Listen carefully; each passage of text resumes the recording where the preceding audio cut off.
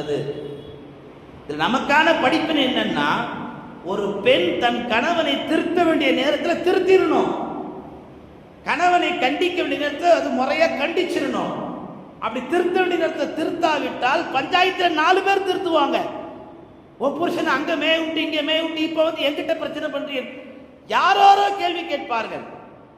ஒரு மனைவி தன் கணவனை கண்டிக்க முன் வந்துட்டா ரோட்ல போறவங்க யாருமே கேட்க வேண்டிய அவசியம் இல்லையே.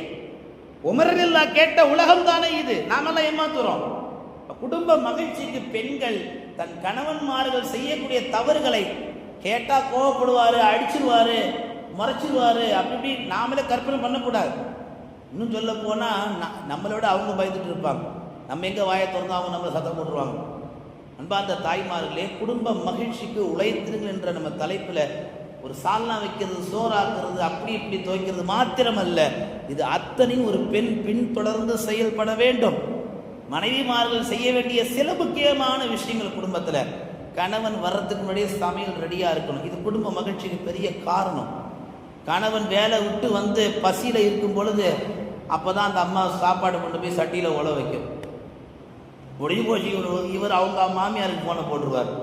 உன் பொண்ணுக்கு என்ன நீ சொல்லி கொடுத்த ஒன்றும் தெரியல, இப்போதான் சோறை சொன்னது சட்டியில உழ வைக்க போய்க்கிறா, எனக்கு பசி இங்க கொலை வெறியா இருக்குது, உன் பொண்ணை என்ன பெத்த என்ன வளர்த்த, 1008 பிரச்சனைகளுக்கு காரணம் குடும்பத்தில் உள்ள பெண்கள் கவனிப்பது கிடையாது. கணவனுடைய துணிமணிகளை கணவன் கேட்பதற்கு முன்னாலே துவைத்து மடித்து அதை அயன் செய்து கணவன் கேட்பதற்கு முன்னால் இந்தாங்க இன்னைக்கு இதை தான் நீங்க போடுவீங்க, எனக்கு நல்லாவே தெரியும், இந்த ட்ரெஸ்ஸை எடுத்துட்டு போங்க. அப்படி பெண்கள் இன்னைக்கு யாருங்க இருக்கிறா?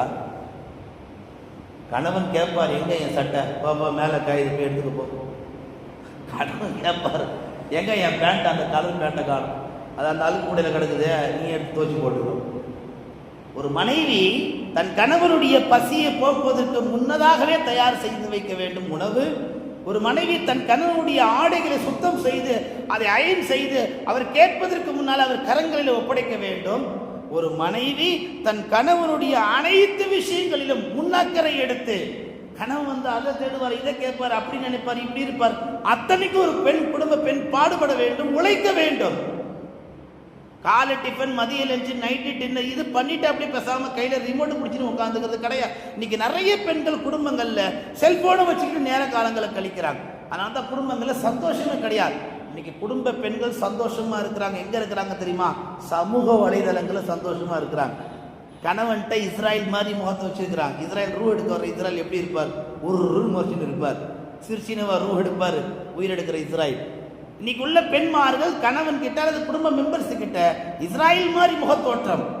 ஆனா வலைதளங்கள்ல சமூக சோசியல் மீடியால வந்துட்டாங்கன்னா என்ன செய்யறாங்க? ஹாய் சொல்லாமலே அந்த பொன் சிரிப்பு, முகம் வளர்ச்சி எங்க இருந்து வருது, யார் சொல்லி கொடுத்தாங்க தெரியல. சிரிக்க வேண்டிய இடத்துல, சந்தோஷத்தை வெளிப்படுத்த வேண்டிய இடத்துல நிறைய குடும்ப பெண்கள் தவறி விட்டார்கள். அதனால் குடும்பத்தில் மகிழ்ச்சி ஒரேடியாக புதைக்கப்பட்டு விட்டது. நல்ல குடும்பத்தை சேர்ந்தவங்க எதுக்கு பஞ்சாயத்துக்கு கொண்டு போகணும் சபர் செஞ்சு அடக்கி அடக்கி அடக்கி அடக்கி வாழ்ந்துட்டு இருக்கிறாங்க.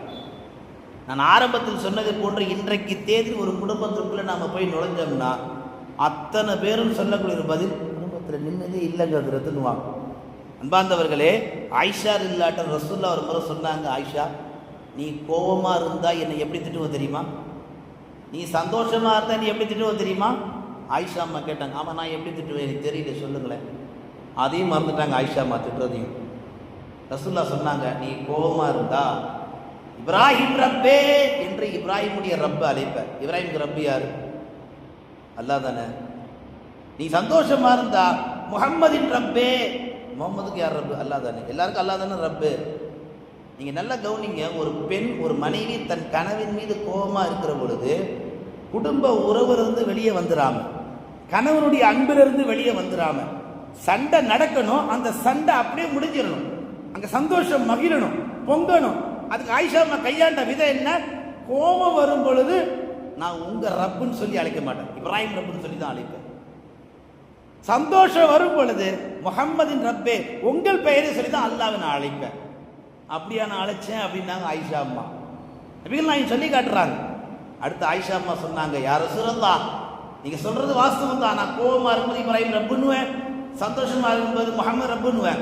இதெல்லாம் வார்த்தை நாவால மட்டும்தான் வரும், உள்ளத்தாலேருந்து வராதுன்னாங்க ஆயிஷா ரலியல்லாஹு தஆலா. இன்னைக்கு குடும்பத்தில் சண்டைகளில் பாருங்களேன், வார்த்தை நாவால மட்டும் இல்லை, அது உள்ளத்திலிருந்தே வருது.